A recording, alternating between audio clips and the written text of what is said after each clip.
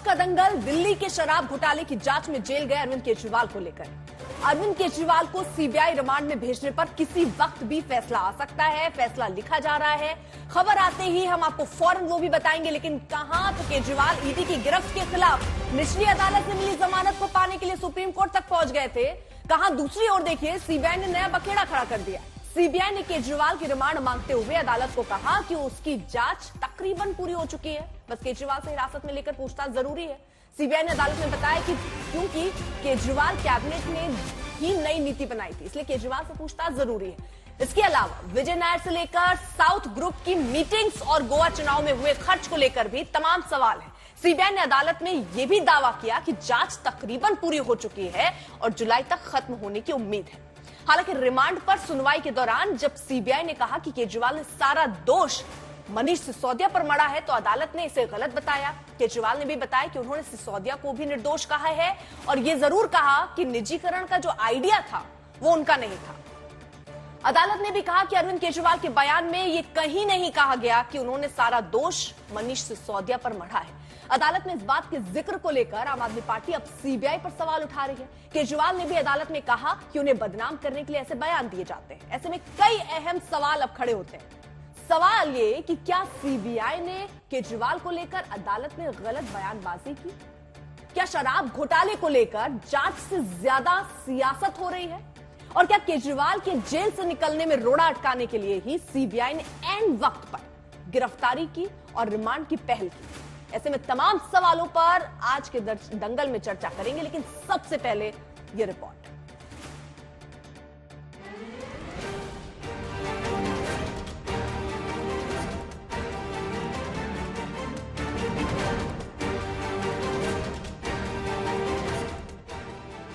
दिल्ली के शराब घोटाले में फंसे अरविंद केजरीवाल के लिए जेल के ताले कब खुलेंगे, ये कहना मुश्किल हो गया है, क्योंकि ईडी के केस में किसी तरह निचली अदालत ने जमानत दी तो अब सीबीआई ने पूछताछ के नाम पर गिरफ्तार कर लिया। इस तरह देश की दो जांच एजेंसियों के बीच केजरीवाल का केस वॉलीबॉल बना हुआ है। पहले समझिए कि जेल से बेल पाने के पहले केजरीवाल के साथ कैसे सीबीआई ने कर दिया खेल। शराब घोटाले में पूछताछ के नाम पर सीबीआई ने केजरीवाल की रिमांड लेने की अर्जी राउज एवेन्यू कोर्ट में दी। उससे पहले अदालत में ही शुरुआती पूछताछ और गिरफ्तारी की औपचारिकता पूरी हुई। सीबीआई ने रिमांड अर्जी में जो बड़ी बातें लिखी, उसमें कहा कि केजरीवाल को हिरासत में लेकर पूछताछ की जरूरत है, क्योंकि केजरीवाल की कैबिनेट ने ही नई आबकारी नीति को मंजूरी दी जिसमें घोटाला हुआ। केजरीवाल ने कहा कि नई आबकारी नीति सिसोदिया का आइडिया था। केजरीवाल ने दूसरे आरोपी विजय नायर के बारे में भी कहा कि वे आतिशी और सौरभ भारद्वाज को रिपोर्ट करते थे, जबकि विजय नायर ने ही सिसोदिया को साउथ ग्रुप वाली रिपोर्ट भेजी थी, जिसे सिसोदिया के सचिव ने टाइप कर सीएम को कैंप ऑफिस में दिया था। उसी रिपोर्ट को जीओएम की रिपोर्ट बताकर एलजी को भेजा गया था। कोविड काल में जीओएम में बिना चर्चा किए सबके हस्ताक्षर लिए गए।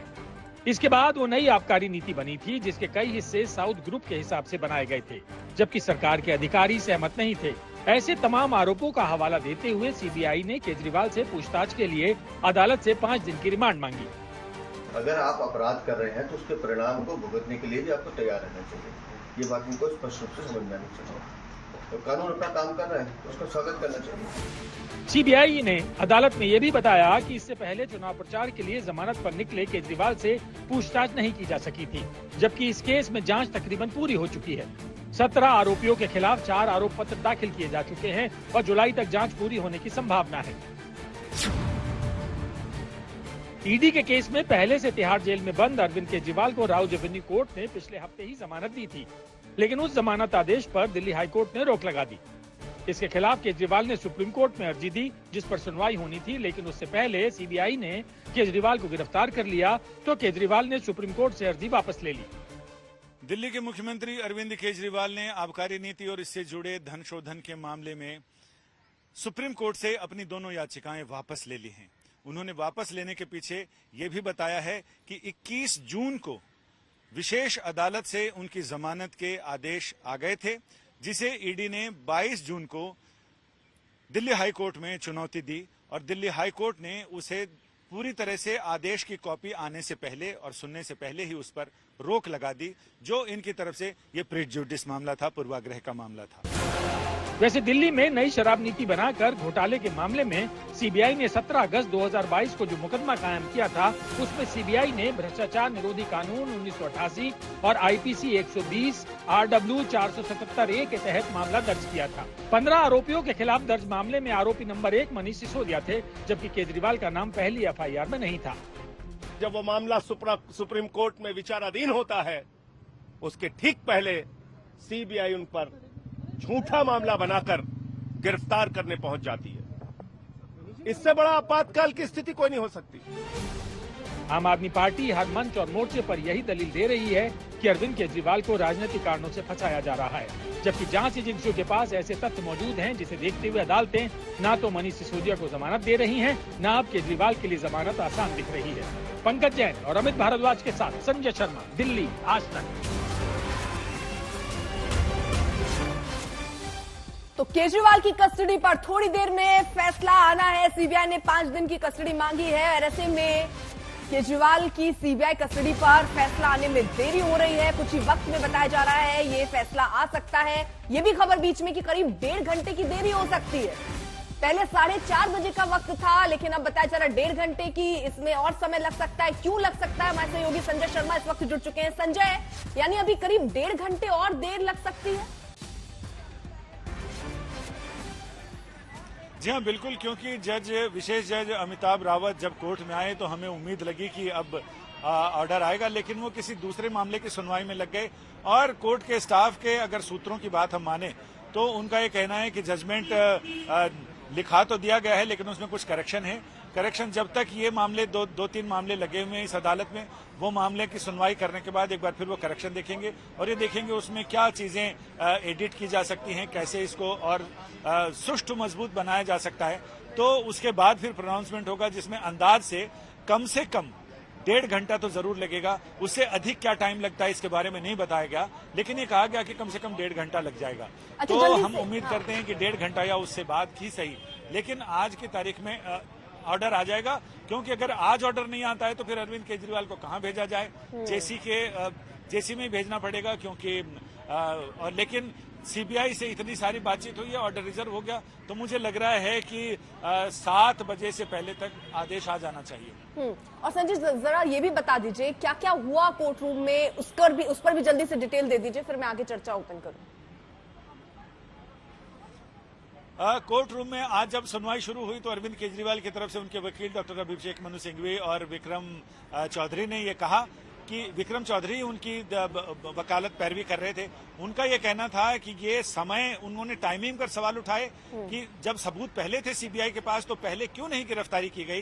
2022 का मामला दर्ज है और अब ऐसे समय में गिरफ्तार किया जा रहा है जब ईडी के मामले में विशेष अदालत ने उनको जमानत पर रिहा करने का आदेश दिया है। ये नियत पर सवाल उठाए गए और इसके साथ ये कहा गया कि अगर इनके पास सारे सबूत हैं तो उस सबूत को दिखाया क्यों नहीं गया अब तक।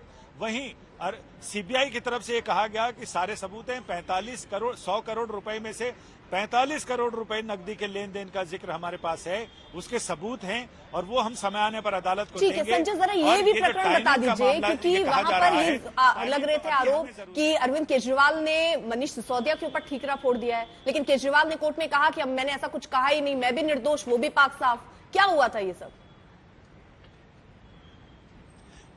जी हाँ, बिल्कुल, उसमें 161 का बयान है। 161 का बयान पुलिस के सामने, यानी जांच एजेंसी के सामने, सीबीआई के सामने दिया गया था। उसका हवाला देते हुए इन्होंने बताया कि उसमें हमने पूछा था कि क्या मनीष सिसोदिया इसमें का हाथ है या आपका हाथ है। उन्होंने कहा कि मैंने इसमें कहा था कि ना मनीष सिसोदिया का हाथ है ना मेरा हाथ है, हम सभी निर्दोष हैं इसमें। लेकिन सीबीआई ने जो बयान दिए, सीबीआई ने जो दस्तावेज में लिखा है, वो कहीं न कहीं इस बात की ओर इशारा करता है कि मनीष सिसोदिया ही इस मामले में जिम्मेदार हैं, ऐसा अरविंद केजरीवाल ने कहा है। लेकिन जब अदालत ने अरविंद केजरीवाल की आपत्तियों पर, उन्होंने सीधे अदालत से बात की और अदालत में अपना पक्ष रखा। अदालत ने सीबीआई से कहा कि आप वो हिस्सा पढ़िए और वो पढ़ने के बाद अदालत ने कहा कि इसको सुनने से बिल्कुल साफ लगता है कि अरविंद केजरीवाल ने ऐसा नहीं कहा है जिससे कि बात सारा ठीकरा मनीष सिसोदिया पर फूटता हो। तो इन सारी चीजों के बाद अदालत ने भी स्पष्ट कर दिया, तो सारी चीजें, जो कंफ्यूजन था वो पूरी तरह से स्पष्ट हो गया, जिसमें पहले अरविंद केजरीवाल और बाद में अदालत ने सुस्पष्ट कर दिया कि इसमें मनीष सिसोदिया पर इन्होंने किसी तरह का कोई आरोप या लांछन तो या सीबीआई ने ये बात फिर कोर्ट में क्यों कही थी संजय? सीबीआई ने 161 के बयान को अपने हिसाब से उसका मतलब निकाला। हाँ। अब किसी से आप पूछे क्या आपने शराब पीनी छोड़ दी, वो हाँ कहे तो भी गया, ना कहे तो भी गया। इस तरह से सवाल पूछे जाते हैं और ट्राई किए जाते हैं जिसको किसी भी तरह मोल्ड किया जा सकता है। थोड़ी सी चतुराई दिखाने के बाद उसको दुरुस्त किया जा सकता है, तो वैसा ही कुछ मामला था। ठीक है, आप बहुत बहुत शुक्रिया आपका हमारे साथ जुड़ने के लिए। मेहमानों से आपका तारुफ करा देते हैं। शाजिया इल्मी प्रवक्ता बीजेपी के इस वक्त हमारे साथ जुड़ चुकी हैं। प्रियंका कक्कड़ प्रवक्ता आम आदमी पार्टी की, ओनिका मल्होत्रा प्रवक्ता कांग्रेस पार्टी के इस वक्त हमारे साथ जुड़ चुकी हैं और तीनों महिलाएं हैं। महिला पावर यहां पर जरूर दिख रहा है आज। चलिए शाजिया, मैं आपके साथ शुरुआत करना चाहती हूं। बड़े आरोप लग रहे हैं ईडी पर, सीबीआई पर। यह कहा जा रहा है कि आखिरकार क्या केजरीवाल को जेल से जैसे वो निकलने वाले थे तभी सीबीआई को अचानक से याद आता, अरे मुझे भी तो गिरफ्तार करना था।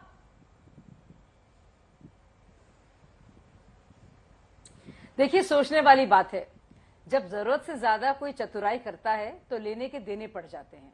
आप देखिए, बार बार क्या कहा जा रहा है। आप किसके बारे में कह रही है, ईडी या सीबीआई या केजरीवाल? ना तो मनीष सिसोदिया की है, ना अभिषेक बोरमपिल्ली की है, ना के कविता की है, ना मनीष सिसोदिया की है, ना दिनेश अरोरा की है, ना समीर महेंद्रू की है, ना अमित अरोरा की है, ना बुच्ची बाबू की है। किसकी की गलती नहीं है? गलती है या तो कायनात की, या फिर भाजपा की, या फिर ईडी की, या फिर सीबीआई की। जेल में कौन है? ढेर सारे अधिकारी। स्कैम हुआ है, सब जानते हैं। कितना सेवन बढ़ा, कितनी बिक्री हुई, लेकिन राजस्व नहीं हुआ। पूरी की पूरी तरह से साफ जाहिर है कि शराब घोटाला हुआ है, जिसके चलते मनीष सिसोदिया को कई कई बार बेल से इनकार किया गया है। अब आप देखिए, इसमें दुनिया भर के लोगों को इल्जाम लगा रहे हैं और खुद केजरीवाल जी, अभी आपने सुना किसके दिमाग की उपज थी? खुद तो वो कह रहे हैं कि ये मेरा आइडिया नहीं था, तो फिर किसका आइडिया हो सकता है? अब आप मुझे बताइए, वो केजरीवाल जो बाकायदा फोन पर फेस टाइम ऑडियो में और वीडियो में कह रहा है ये मेरे आदमी हैं, विजय नायर को लेकर समीर महेंद्रू के जरिए, उसको ये पता नहीं किसने डिवाइस की है ये पॉलिसी। कैसे पूरा जो पॉलिसी में गड़बड़ है, नहीं है, क्या है मामला, वो तो मैं समझ रही हूँ। मैं सीबीआई को लेकर आपसे सवाल पूछ रही थी। सीबीआई को अचानक से कैसे याद आया? अगर सीबीआई के पास, मैम सुनिए, शाजिया जी, सारे की सारे कमीशन बढ़ जाती है, मुनाफा बढ़ जाती है। आवाज आ रही है ना पिताजी? ये सारे फैक्ट्स हैं। ठीक है, फैक्ट्स मैम पता है, फैक्ट्स पर देखिए, फैक्ट्स तो पता है, सारी चीजें सामने हैं कोर्ट में, क्योंकि इतने दिन से ये मामला चल ही रहा है। लेकिन अब सवाल ये है कि आखिरकार अचानक से सीबीआई को क्यों याद आता है? जब वो सुप्रीम कोर्ट पहुंच जाते हैं उनको जमानत लेने के लिए, तब सीबीआई को याद आता है, तब वो रिमांड के लिए पहुंच रहे हैं। और सबूत अगर पहले से थे तो पहले गिरफ्तार क्यों नहीं किया? देखिए, ना तो मैं सीबीआई की तरफ से बोल सकती हूँ, ना मैं ईडी की तरफ से बोल सकती हूँ। लेकिन आप अभी भी, आपके जो कॉरेस्पॉन्डेंट है संजय जी, उन्होंने क्या कहा? उन्होंने कहा विशेष अदालत से उन्हें जमानत मिली। वो पूरी तरह से गलत है, क्योंकि अभी वो हाईकोर्ट में मामला चल रहा है जो जल्दी आ रहा है, तो रिहा कहीं नहीं हुए, ना ही जमानत उन्हें मिली। मामला ऑनगोइंग है। जो ईडी के मुतालिक मामला है, पीएमएलए से जुड़ा हुआ, वो अलग है। जो करप्शन और भ्रष्टाचार और रिश्वतखोरी का मामला है, वो सीबीआई से जुड़ा हुआ है। इस पूरे केस में अलग अलग एस्पेक्ट्स हैं जो अलग अलग कानून और अलग अलग एजेंसीज के तहत किए जा रहे हैं। और ये सारे एस्पेक्ट्स, सारे पहलू हम सब लोग को पहले से पता है। तो अब यही हो रहा है कि इतने झूठ बोले गए हैं कि झूठ के मकड़ जाल में पूरी तरह से केजरीवाल जी फंस गए हैं। ठीक है, एक रिएक्शन में प्रियंका कक्कड़ से कोई भी अपना सगा नहीं है, इसीलिए सबको ठगने के लिए जाने वाले हैं। अगर मनीष सिसोदिया को भी इनको फेंकना होगा ना बस के नीचे, तो फेंक देंगे आसानी से। ये वो केजरीवाल है। ठीक है, प्रियंका कक्कड़ जी, वो कह रहे हैं इतना बड़ा घोटाला हुआ है, कहते हैं ना किसी चीज के जड़ को ही अगर खत्म कर दिया जाता, अगर ये उनका कहना है कि अगर ये घोटाला होता ही नहीं तो आज जमानत के लिए फाइट ही नहीं करना पड़ता। अर्पिता जी, सभी को नमस्ते। अर्पिता जी, ये एक ऐसा केस बन गया है अब जहां पर मीडिया को भी अपनी निष्पक्षता दिखाने का भरपूर मौका मिल सकता है। अगर मीडिया क्वेश्चन करे ऑनरेबल हाई कोर्ट के जज से जिन्होंने बिना लर्नड ट्रायल कोर्ट के ईडी कोर्ट के जमानत के फैसले को बिना देखे बिना पढ़े उस पर रोक लगा दी। क्वेश्चन पूछा जा सकता है सीबीआई से कि तुम झूठी खबरें क्यों प्लांट कर रहे हो 2 साल बाद भी? तुम्हारा केस इतना वीक है कि तुमने आज मीडिया में झूठी खबर चलवा दी कि अरविंद केजरीवाल जी ने ठीकरा फोड़ा मनीष सिसोदिया जी के ऊपर और उसके बाद कोर्ट ने उनका झूठ पकड़ लिया। ये सवाल सीबीआई से भी हो सकता है, सवाल भाजपा से भी हो सकता है कि तुमने पीएमएलए कानूनों में ऐसे संशोधन क्यों किए कि 2 भाजपाई जो तुम्हारी टिकट पे कंटेस्ट करते हैं और तुम्हें 60 करोड़ रुपया रिश्वत खिलाते हैं वो तो बाहर है और उनके बयानों के आधार पर आप अरविंद केजरीवाल जी को जेल में रख सकते हैं। ये भाजपा से भी पूछा जा सकता है। अभी शाजिया इल्मी जी ने जिस तरह से अपनी बात रखी उससे ये स्पष्ट है कि उनको एक सेकंड बीच में ये आपको प्लीज बीच में शरद रेड्डी ने रिश्वत खिलाई आपको, शरद रेड्डी ने रिश्वत खिलाई आपको। अर्पिता जी आपको इस बात करना पड़ेगा। शाजिया जी भी जानती हैं पीएमएलए कानून बना था यूपीए के जरिए, फिर एनडीए ने उसमें संशोधन किए थे। आपको कुछ पता ही नहीं है, मिली थी सुप्रीम आप कोर्ट कम पढ़ी लिखी सरकार की सदस्य हैं, गालियां बकरियां एक करके पढ़ी लिखी सरकार की सदस्य हैं। सब लोग पढ़े लिखे लोग हैं। आपको यही नहीं पता कि 2018 में आपने 2018 में संशोधन किए। किसी और को पकड़िएगा, संशोधन की ही तो बात कर रही है। ये किसी और को सब लोग जानते हैं। इनको प्लीज म्यूट करिए, ये बोलने नहीं देंगी। अर्पिता जी मैं इनसे शाजिया जी प्लीज, प्रियंका जी, शाजिया जी ठीक है, आपको संशोधन की ही बात कर रहे हैं, ठीक है। प्रियंका जी अपनी बात रखिए। शाजिया जी प्लीज एक एक करके बोलिए ना, एक एक करके प्लीज। हाँ प्रियंका जी। अर्पिता जी मेरी आपसे रिक्वेस्ट है, ये बहुत सीरियस मामला है और हमें जब मौका मिल रहा है अपनी बात कहने का तो उसको बिना ये बीच में टेटे किए हमें रखे देने चाहिए। शाजिया जी को इस केस का एक फैक्ट नहीं पता। उन्होंने जो पहले फैक्ट कह के परोसा, जो नाम उन्होंने लिए, उन सब की बेल हो चुकी है, वो सब बरी हो चुके हैं, वो सब ईडी के खिलाफ कोर्ट जा चुके हैं कि हमसे झूठे बयान लिए। हंसने से सच नहीं बदल जाएगा मैडम, थोड़ा सा पढ़ लीजिए, आपको मेरी बात पुख्ता दिखेगी। दूसरी चीज इसमें जी, आज भी आप देखिए अर्पिता जी, शाजिया जी प्लीज और को पढ़ाइएगा मैडम, एक एक करके मैम प्लीज पढ़ाइएगा। पर्सनल अटैक मत कीजिए ना, कौन कितना पढ़ के आया, किसको कितना ज्ञान, मधुशाला या कोई किसी को सब मैम सर्टिफिकेट तो नहीं दे रहा, तुम बड़े ज्ञानी हम छोटे ज्ञानी, छोड़ दीजिए ना ज्ञान पे, आप अपना ज्ञान दीजिए मैम। प्रियंका जी। अर्पिता जी आपको तो शुरू से ही सारी प्रॉब्लम्स हमारे बयानों में, हमारी बात में, हमें ही प्रूव करना है कि हमने कोई क्राइम नहीं किया। मैं आपको कह रही हूँ ना, ये निष्पक्षता दिखाने का बहुत बढ़िया मौका है। आपको कहाँ से मैंने आपसे सवाल पूछा, जज से मैं आपको पूरा मौका दे रही हूँ, आपको कहाँ से लग गया ये जो अभी आपने इतने अच्छे ज्ञान की बात कही है? कहाँ से लग गया मैम? मत कीजिए ना। अब देखिए अब वो प्रवक्ता नहीं है तो वो ये मैम, चलिए मुद्दे पे रहिए ना प्लीज मैम, ऐसे समय निकल जाता है। प्रियंका जी मुझे आप बता रही थी, अब आप ही कह रही है ना मंच मिला है तो मंच को क्यों जाया कर रही है एक दूसरे पर आरोप लगा के? वो नहीं तो मैं, छोड़ दीजिए मैम। प्रियंका जी अपनी बात रखिएगा बिना आरोप लगाए। तो प्लीज आप कोशिश कीजिएगा कि आप मुझे उतना ही टोकें जितना आपने भाजपा प्रवक्ता को टोका, और मैं अपनी बात पूरी कर पाऊं, और उनको भी बीच में प्लीज कोशिश कीजिएगा ना बोले जैसे मैंने कुछ नहीं बोला जब वो बोल रही थी जी। तो हाँ, तो मैं सिर्फ इतना सा कह रही हूं कि ये एक मौका ये भी है कि पूछा जाए कि 2 साल से तुम्हारी इतनी बेकार इन्वेस्टिगेशन एजेंसीज 2 साल से कह रहे हैं घोटाला हुआ, एक चवन्नी की रिकवरी नहीं हुई। प्रधानमंत्री मोदी मान जाते हैं कि एक चवन्नी की रिकवरी नहीं हुई, तो जेल में रखना क्यों है अरविंद केजरीवाल जी को? मुझे यही समझ नहीं आ रहा, क्यों रखना है जेल में? रख के इनको क्या मिलेगा? ये इसलिए क्योंकि अरविंद केजरीवाल जी एक कट्टर ईमानदार नेता हैं जो इनके नैरेटिव और प्रोपेगेंडा को लगातार बस्ट करते हैं। ये अरविंद केजरीवाल जी जैसी नीतियां नहीं दे सकते, इसलिए इनको आम आदमी पार्टी को बदनाम करना है। इनका बस इतना ही ठीक है। प्रियंका जब एक काउंटर सवाल सुनिए, आप नीति की इतनी बड़ाइयां तक कर रही हैं तो मुझे ये समझा दीजिए, 17 नवंबर 2021 को एक्साइज पॉलिसी 21-22 लागू हुआ, 28 जुलाई 2022 को सरकार ने उसे रद्द कर दिया। जब आपकी नीतियां इतनी ही बढ़िया हैं तो रद्द क्यों किया मैम? तो आप अब ये पेशेंटली सुनिएगा please. Same excise policy Punjab में इंप्लीमेंटेड है, 44% का रेवेन्यू जनरेट किया फर्स्ट ईयर में। दिल्ली में हाईएस्ट रेवेन्यू जनरेट किया इसी पॉलिसी ने। ये पॉलिसी पहले जो हमसे पहले था उसमें भाजपा का हर बोतल की बिक्री पे हिस्सा होता था, जैसे गुजरात में है। मैं आ रही हूँ, सुनिए, विड्रॉ क्यों किया पे भी आ रही हूँ प्लीज। जो जैसा इनका गुजरात में शराबबंदी का मॉडल है और 20,000 करोड़ का धंधा चलता है जिसमें भाजपा के नेताओं का हिस्सा होता है, वैसा ही दिल्ली में था। हम एक पारदर्शी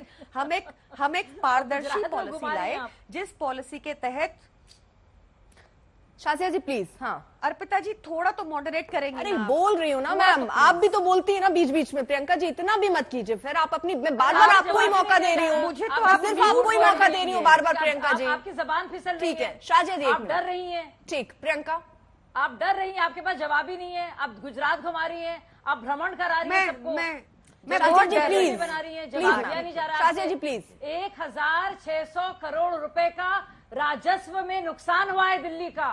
दिल्ली के स्टेट एक्सचेकर का नुकसान हुआ है। आपको कुछ पता भी है? ठीक है शाजिया जी, आपको कुछ भी पता है? तभी साउथ ग्रुप लाया गया है। आपको कुछ भी पता है? ना बनाइए, हाईएस्ट बजट है हमारा। हम लोग बेवकूफ नहीं है। आप बेवकूफ किसी और को बनाइएगा, समझ में आया आपको?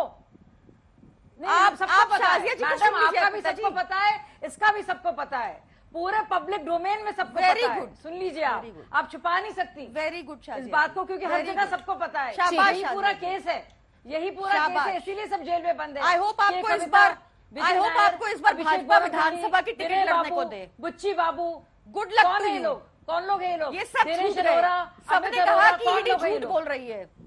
कौन है? गूगल करके देखिए, सबने कहा कि ईडी झूठ बोल रही है। कहाँ से है ये? प्रियंका जी ठीक है, मुझे एक चीज का जवाब नहीं मिला। शाजिया जी प्लीज, शाजिया जी प्लीज, आप बोलेंगी फिर बार बार टोकेंगी। ठीक है ना, मुझे ये बता दीजिए ना, आप रद्द क्यों करी थी, क्यों रद्द किया, मुझे ये बताइए। आप अभी भी अगर इस नीति को बहुत अच्छा प्रियंका बता रही है, ठीक है प्रियंका, अगर आप इसी नीति को अभी भी इतना अच्छा बता रही हैं, तो आपको बंद क्यों करनी पड़ी ये नीति? ये बार बार सवाल तो पूछे जा रहे हैं ना। और राजस्व को नुकसान भी हुआ, और मैंने, आप फायदे की बात कर रही हैं, अगर फायदा ही था और अगर फायदा हुआ तो क्यों बंद कर दिया? यानी फिर दिल्ली वालों के साथ अन्याय किया, उनको फायदा हो रहा था, राजस्व में पैसे आ रहे थे, आपने बंद कर दिया।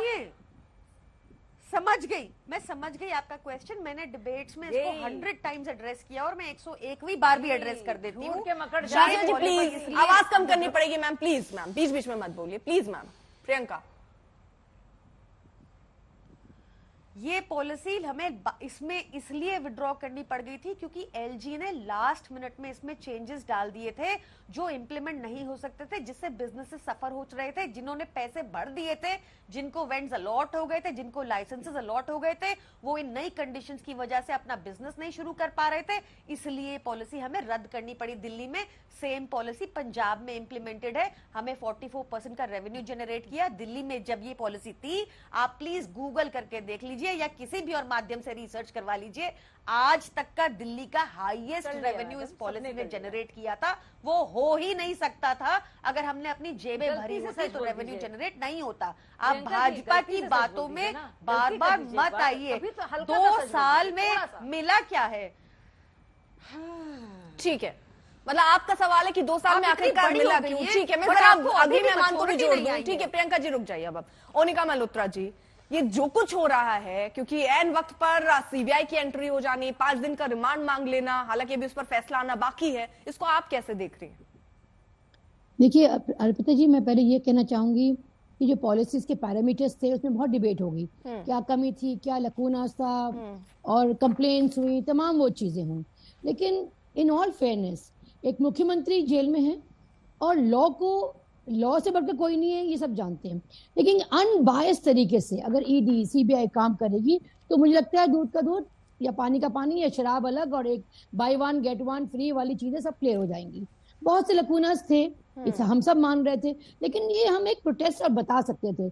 आखिर मामला कोर्ट का है, आखिर मामला सीबीआई ईडी को देखना है कि क्या इंटरेक्शन हुए, कहाँ मनी ट्रेल हुआ, नहीं निकला। लेकिन इस पर डिले नहीं होना चाहिए। एक मुख्यमंत्री आपने अंदर बंद रखा है, अगर उन पे एलिगेशंस हैं तो सामने लाइए ना। बार बार ये ड्रामेबाजी करनी, एक तरफ से राहत मिलती है, एक तरफ से बंद हो जाते हैं, तो कहीं ना कहीं क्वेश्चंस और डाउट्स तो मैडम रेज होते ही हैं। अगर वो गुनहगार हैं, जिस तरह से बाकी लोग भी जेल में हैं, अभी तक कोई साबित नहीं हुआ, लेकिन अगर हैं तो मुझे लगता है अर्पिता जी, फास्ट ट्रैक में इस मसले को खत्म करना चाहिए। एक नेशनल कैपिटल का लेकिन आप, क्योंकि कांग्रेस पार्टी क्या देखती है, घोटाला हुआ है या नहीं हुआ है मैम?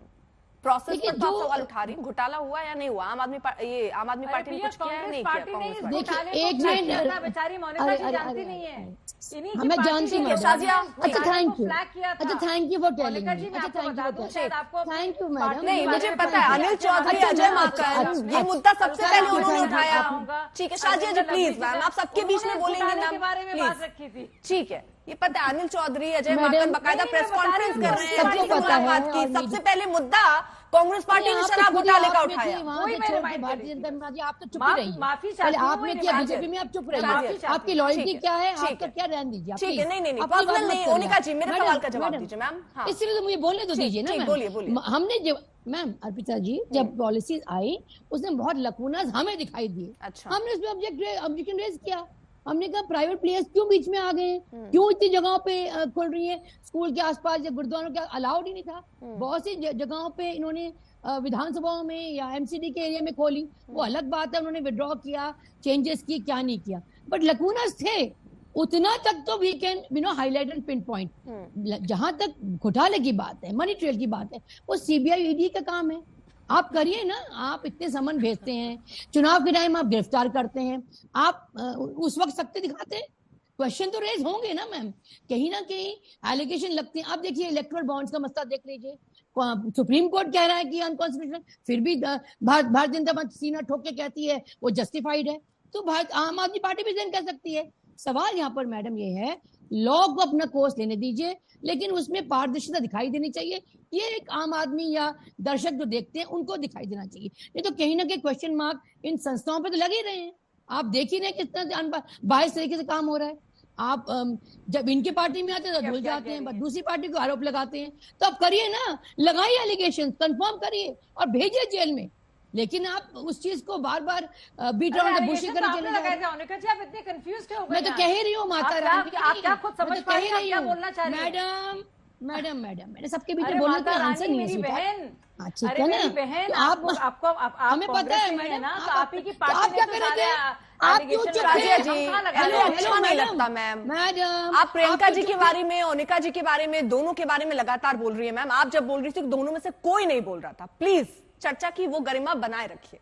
आम आदमी पार्टी कहती है कि 2 साल लंबी चली जांच के बावजूद जांच एजेंसियों ने न तो रुपए कहीं से बरामद किए और न ही कोई सबूत मिला।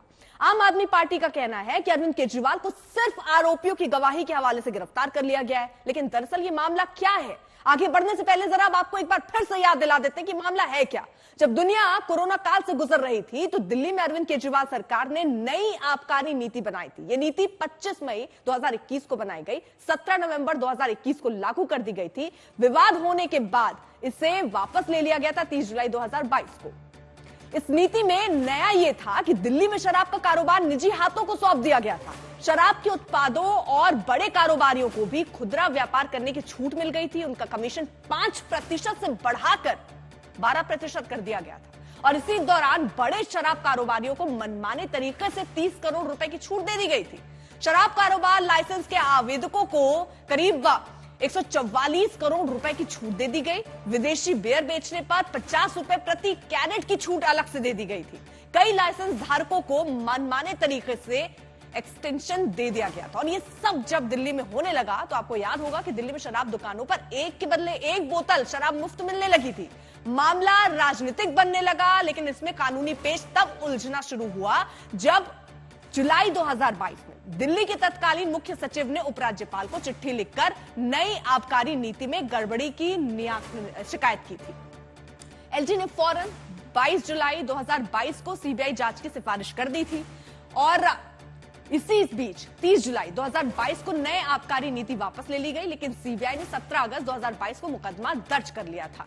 उधर मनी लॉन्ड्रिंग के केस में प्रवर्तन निदेशालय ने भी मुकदमा किया और सबसे पहले 28 सितंबर 2022 को समीर मेहंदू को गिरफ्तार किया गया। फिर 10 नवंबर को शरद चंद, विनोय बाबू, 13 नवंबर को विजय नायर, अभिषेक पानपल्ली, 29 नवंबर को अमित और 7 फरवरी को गौतम अरोड़ा को 8 फरवरी को, राजेश जोशी को 10 फरवरी को, राघव को 1 मार्च को, अमन को 6 मार्च को, अरुण पिल्लई को 9 मार्च को, सिसोदिया को 6 जुलाई को दिनेश अरोड़ा की गिरफ्तारी हुई। यानी किस तरह गिरफ्तारियों का सिलसिला चला वो भी हम आपको दिखा रहे हैं। हालांकि सीबीआई ने पहले ही मनीष सिसोदिया को 26 फरवरी 2023 को गिरफ्तार कर लिया था, लेकिन फिर ईडी ने भी गिरफ्तारी की। इन गिरफ्तारियों और जांच एजेंसियों की पूछताछ के दौरान कई खुलासे हुए। जांच एजेंसियों ने रिमांड अर्जी के समर्थन और जमानत अर्जी के विरोध में अदालत में जो तथ्य बताए उसमें कई संगीन आरोप सामने आए हैं। मसलन सीबीआई ने गवाहों के बयान के बिना पर अदालत में बताया कि शराब नीति बनाने से पहले 16 मार्च 2021 को एक शराब कारोबारी से संपर्क किया गया। अरविंद केजरीवाल शराब नीति को लेकर उनसे मिलना चाहते हैं। 19 मार्च 2021 को के कविता ने शरथ रेड्डी को फोन कर मिलने की जगह और समय तय करने पर बात की। 20 मार्च को दोनों की मुलाकात हुई और इस मुलाकात की जिम्मेदारी विजय नायर को दी गई थी। मीटिंग के लिए एक निजी विमान से अभिषेक और बुची बाबू दिल्ली पहुंचे। इसके करीब 2 महीने बाद यानी 25 मई 2021 को नई आबकारी नीति आ चुकी थी।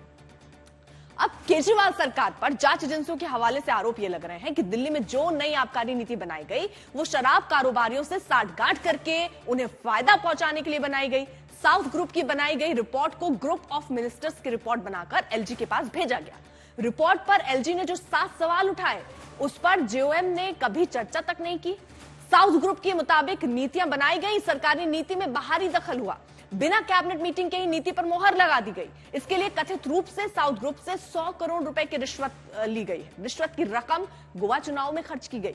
खुद सीएम केजरीवाल के होटल का बिल भी रिश्वत की रकम से भरा गया है। लेकिन इन आरोपों की पुष्टि के लिए जांच एजेंसियों के पास क्या सबूत हैं वो सामने नहीं आ सका है, क्योंकि जांच एजेंसियां दावा करती हैं कि 100 करोड़ में से 40 करोड़ रुपए का ट्रेस उन्हें मिल चुका है। हालांकि आरोप यह भी है कि मामले से जुड़ी कई अहम फाइलें और सबूत नष्ट किए जा चुके हैं। लेकिन जांच एजेंसियों ने यह दावा किया है कि आरोपों को साबित करने के लिए उनके पास पर्याप्त तथ्य, सबूत, गवाह मौजूद है। यानी सारे गवाह, सबूत उनके पास मौजूद नजर आ रहे हैं। बार बार यही हवाला दिया जा रहा है, लेकिन सवाल आखिरकार यही है कि कितनी लंबी जांच चल रही है। लंबी जांच के बाद भी अभी तक सबूत हैं, लेकिन है क्या, ये एक बड़ा सवाल साजियादी मैं आपसे समझना चाहूंगी बार बार, क्योंकि आज कोर्ट में भी ऐसा हुआ। कोर्ट में भी ये पूछा गया कि भाई इतने दिन आप रख रहे हैं कि गवाहों की बुनियाद पर ही सबूत हैं, समय आएगा दिखाएंगे। कब आएगा वो समय और क्या है सबूत?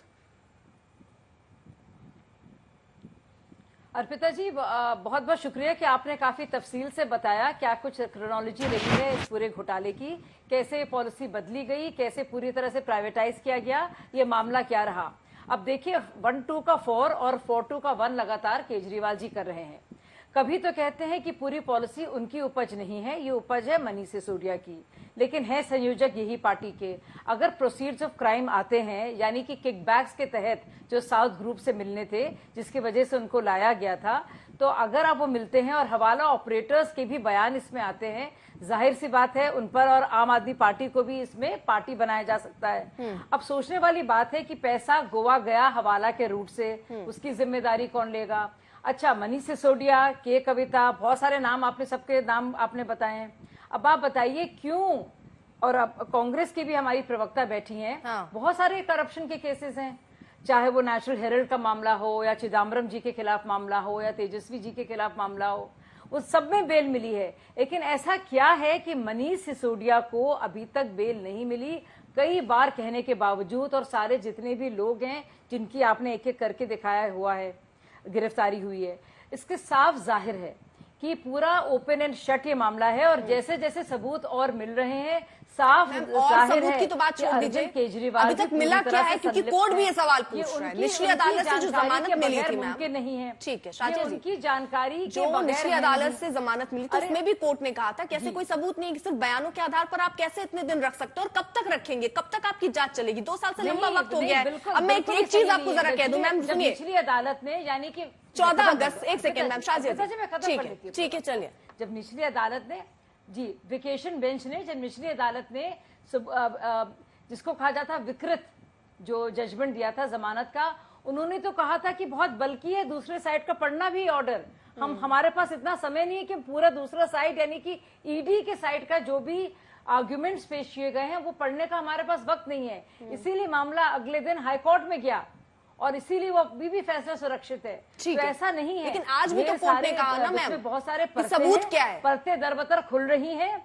बाकायदा केजरीवाल जी ने फोन तस्दीक किया इस बात को, एविडेंस को डिस्ट्रॉय करने के लिए, ताकि पता ना चले। ठीक है, मैं एक चीज में और जोड़ूं सर, कि कविता अभी भी जेल में है। 14 अगस्त को सीबीआई ने सिसोदिया और आपके जो सदस्य थे उनके आवास पर छापा मारा। 4 अक्टूबर को संजय सिंह के यहाँ 10 घंटे, 1 घंटे 2 घंटे नहीं, 10 घंटे छापेमारी हुई। 15 मार्च को के कविता के घर पर 8 घंटे रेड हुई। आम आदमी पार्टी वही तो कह रही है कि इतना रेड कर दे रहे हैं, 10-10 घंटे, 8-8 घंटे, इतने लोगों के यहाँ, और मिल क्या रहा है? 1 रुपया नहीं मिला आपको। जांच एजेंसी, राजस्व का पैसा कहां गया?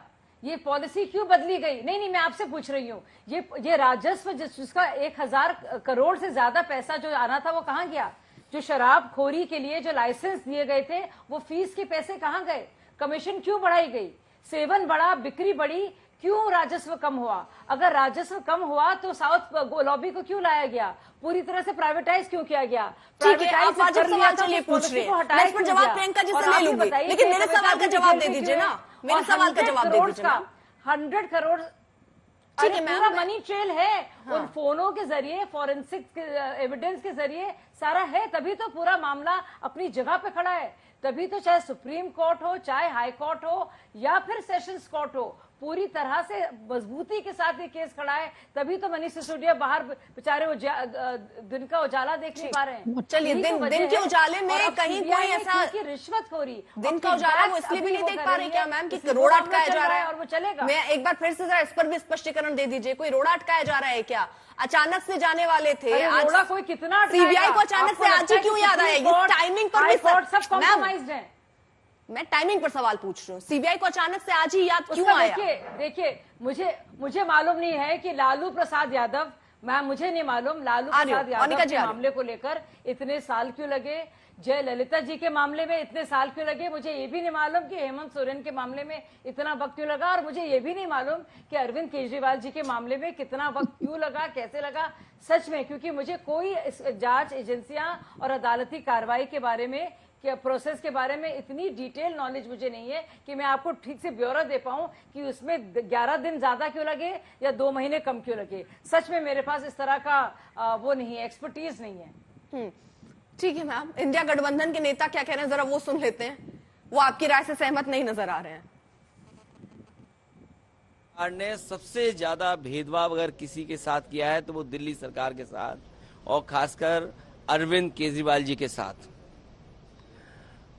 सरकार बन गई उनकी, वो जनता के लिए काम करना चाहते हैं, जनता का स्वास्थ्य कैसे बेहतर हो, उनको सही शिक्षा कैसे मिले और सुविधाएं कैसे मिल पाएं। वहीं केंद्र सरकार लगातार रोड़ा अटका रही है, उनको तकलीफ परेशानी पहुंचा रही है, और जब उन्हें हर जगह से राहत मिलने का काम शुरू हो गया, जब वो बाहर आ जाते, ये केंद्र सरकार की जानकारी में होगा कि वो बाहर निकल आएंगे, वो निकल ना पाए, जनता के बीच में ना पहुंच पाए, सरकार ठीक से न चला पाए, इसलिए फिर उन पे न जाने कौन सा मुकदमा लगा करके फिर उनको फंसा दिया गया। शाहजेद, एक छोटा सा रिएक्शन, प्रियंका भी हमारे साथ जुड़ चुकी है। अर्पिता जी देखिए, तो क्या ये अवमानना दिल्ली हाई कोर्ट की? हाँ। ये क्या ये मजाक है? संविधान बचाने की बात करते हैं ये लोग, किस तरह से मजाक बना रहे हैं दिल्ली हाई कोर्ट के जजेस का। क्या ये मजाक नहीं है? क्या ये अवमानना नहीं है? क्या ये तिरस्कार नहीं है हमारी न्यायिक प्रणाली का?